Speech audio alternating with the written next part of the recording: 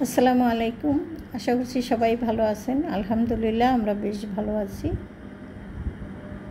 বেশ কয়েকদিন হয়ে গেছে সকালবেলা আসলে খিচুড়ি খাওয়া হয় না, তাই ভাবলাম আজকে নাস্তায় খিচুড়ি তৈরি করি।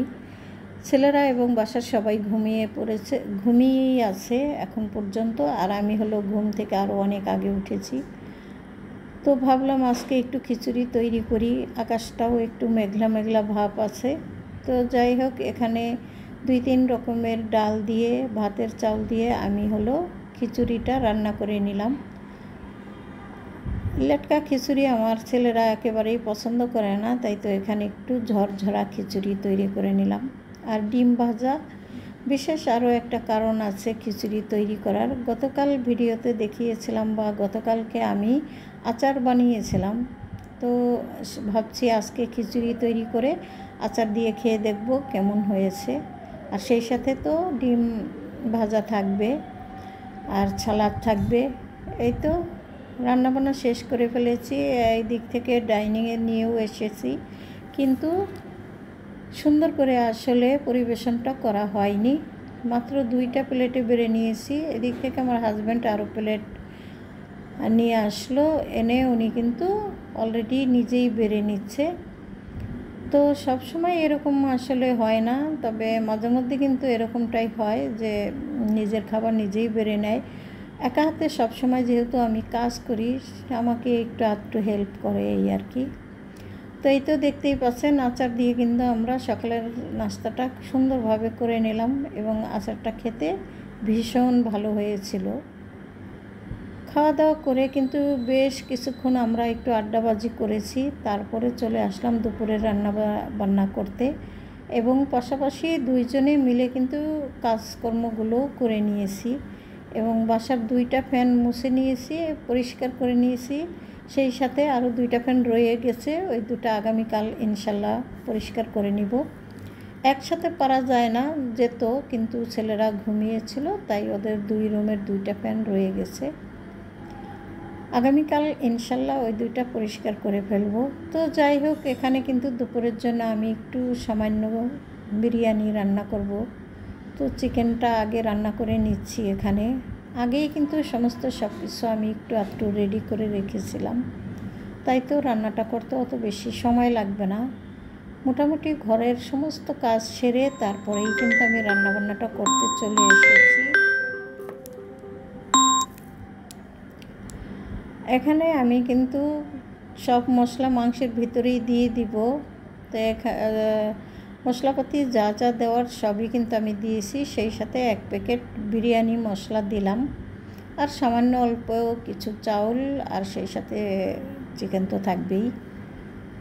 তো আমার একটা ফোন এসেছিল, আসলে ডিস্টার্ব হয়ে গেছে। ভয়েস ওভার করার সময় যদি নানান রকমের জ্বালাতন বা উত্তাপ শুরু হয়, সেক্ষেত্রে কিন্তু ভয়েসটা দিতে একটু সমস্যাই হয়ে পড়ে। যাই হোক, চাউল ধুয়ে নিলাম রেডি করে। এদিক থেকে মাংসটা রান্না করা হয়ে গেছে, এখন আমি চাউলটাও দিয়ে দিব। তবে বিরিয়ানি রান্না সবাই একেবারে সহজভাবেই করে এখন, অত ওই রকমের ঝামেলা করে না। আমিও কিন্তু ঠিক তাই করলাম। মাংসের ভিতরে সমস্ত মশলাপাতি যা যা দেওয়ার বিরিয়ানির জন্য দিয়ে দিয়েছি। এখন শুধু চাউলটা দিয়ে একটু কষিয়ে নিয়ে পানি দিয়ে দিব। এই তো হয়ে গেল। ওদিক থেকে রান্নাটা হতে থাক, আর আমি চলে আসলাম একটু সালাদ কেটে নিতে। তো প্রথমে আমি কিন্তু সালাদ কাটছিলাম,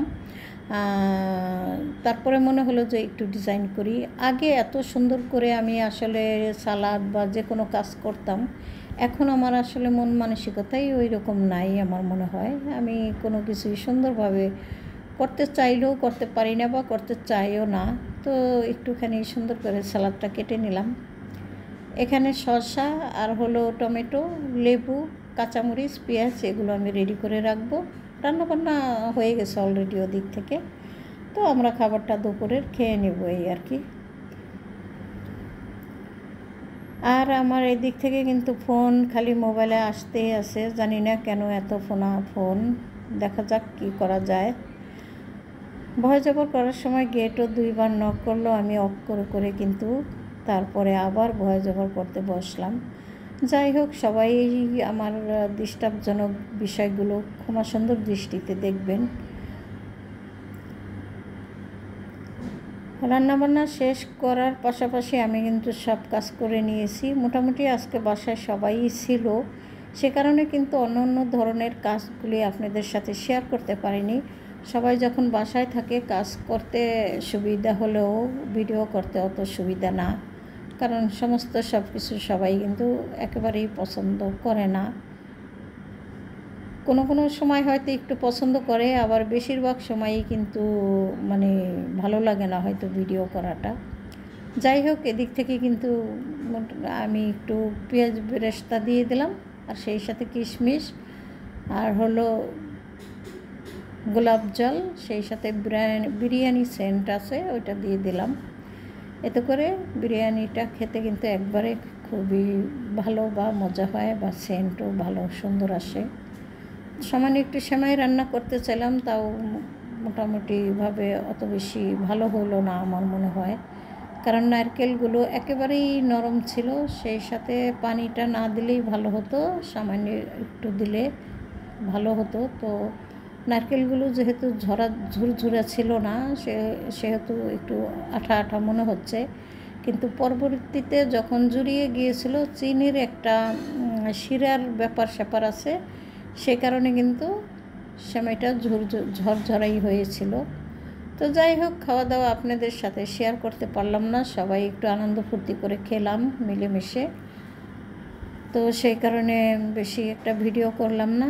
খাওয়া দাওয়া শেষ করে এখন চলে আসলাম প্লেট বাটিগুলো ধুয়ে নিতে।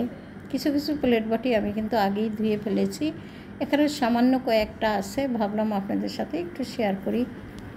খাওয়া দাওয়ার পরে তো প্লেট বাটি ধুইতেই হবে, এটাই স্বাভাবিক। তো এখানে আমি কিন্তু সুন্দর করে সাবান দিয়ে প্রথমে তেল কাজটাগুলো মেজে নিচ্ছি, তারপরে আর কি পরিষ্কার করে ধুয়ে নিব। আমার ভিডিওর ভিতরে আমি যদি প্লেট বাটি ধোয়া না দেখাই, আমার কাছে মনে হয় যেন আমার ভিডিওই সম্পূর্ণ হলো না। তো সবাই আসলে খুশি হয়ে আশা করছি এই ছোটোখাটো ভিডিওগুলো দেখবেন, সেই সাথে আমাকে লাইক কমেন্ট শেয়ার করে দিবেন, সাবস্ক্রাইব করে আমার পাশে থাকবেন আশা করছি। বেশ অনেক দিনই হয়ে গেছে আমার আসলে এই চ্যানেলটা খোলা, কিন্তু আমি ঠিকঠাক মতো কখনোই ভিডিও ছাড়িনি, আর ছাড়া হয় নাই। তো গ্যাপ দিয়ে কিন্তু আমি আসলে এই চ্যানেলটা চালাচ্ছিলাম। তো সেই কারণে আমার চ্যানেলের কিন্তু অনেক মানে ডাউন পরিস্থিতি। তো এবার হয়তো চিন্তা ভাবনা করছি যে কখনোই আর যত যে পরিস্থিতি আসুক না কেন আমি ভিডিও দেওয়া অফ করব না। যাই হোক, এই চিন্তাধারা থেকেই শুরু করলাম আবার। তো সবাই একটু ভালোবেসে দেখবেন, লাইক কমেন্ট শেয়ার করবেন আশা করছি। সবার কাছ থেকে বিদায় নিব আমি, আর সেই সাথে ভিডিও কীরকম হলো কমেন্টস করে জানাবেন আমাকে, আর দেখতে থাকেন আমার ভিডিও। এই তো দেখতেই পাচ্ছেন প্লেট বাটিগুলো উঠিয়ে নিলাম, এই কারণে এখানে আমি পানিগুলো সুন্দর করে মুছে পরিষ্কার করে রাখবো, যেহেতু একেবারে শেষ সময়, রান্নাবান্না তো অনেক আগে খাওয়া দাওয়া হয়ে গেছে। তো পাকঘরটা একটু পরিষ্কার করে না রাখলে ভালো লাগে না নিজের কাছে, সে কারণেই প্লেটগুলি উঠিয়ে রেখে তারপরে আমি সিঙ্কটা সুন্দর করে মুছে পরিষ্কার করে নিব, তারপরেই আমি আমার কাজ শেষ করব। তো এই তো দেখতেই পাচ্ছেন সিঙ্কটাও সুন্দর করে মুছে নিলাম। রান্নাঘর এবং টয়লেট সুন্দরভাবে পরিষ্কার এবং শুকনা না থাকলে আমার নিজের কাছে ভালো লাগে না, এটাই হয়েছে আমার অভ্যাস। তো যাই হোক, সবাই ক্ষমা সুন্দর দৃষ্টিতে দেখবেন ভুল ত্রুটি। আল্লাহ হাফেজ, আসসালামু আলাইকুম।